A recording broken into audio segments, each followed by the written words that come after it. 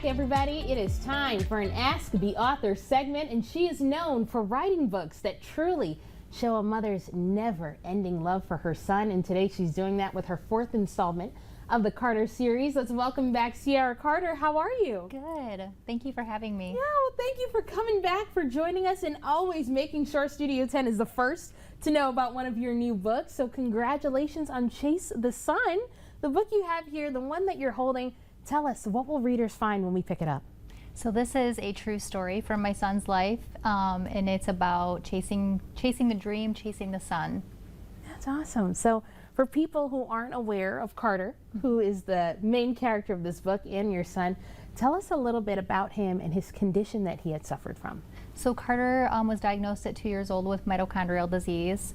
It's a disease that affects everybody differently, and for him, it affects the energy cells in your body. He wasn't able to walk or talk, and he was fed through a feeding tube.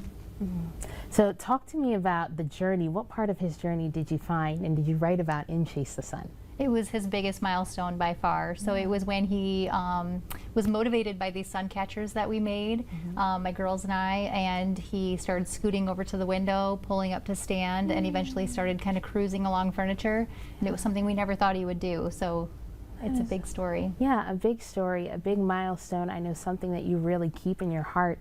And of course, for a lot of people at home who won't meet Carter, tell us a little bit about what was it about his story that you wanted to resonate with other people who are reading it? So I want kids to know that, like, no matter what your dreams are, how big they might seem, or how many people tell you that you can't do it, if you love it enough, it's never impossible. So always chase the sun, chase your dreams. Yeah, I love that. Always chase the sun, chase the dreams. And would you ever say that, hey, even though this is a children's book, there's a message here that even adults, when they read this to their children, they can kind of find themselves?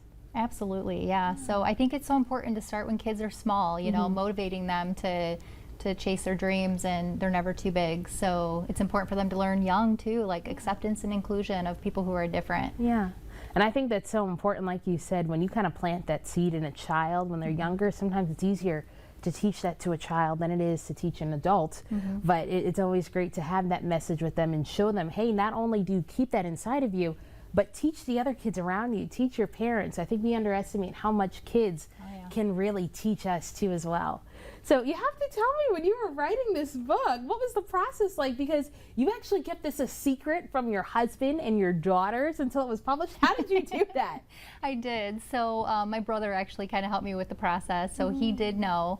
But I went to my same illustrator, Marina Trapanese. She's wonderful. She has beautiful, whimsical, colorful illustrations. So without a question, I knew she was going to do this one too. Yeah. So yeah, it took me 2 or 3 months, which was really hard to not tell anybody. Wow. Yeah, 2 or 3 months, and the people sitting right around you, nobody has no idea what you're working on over there.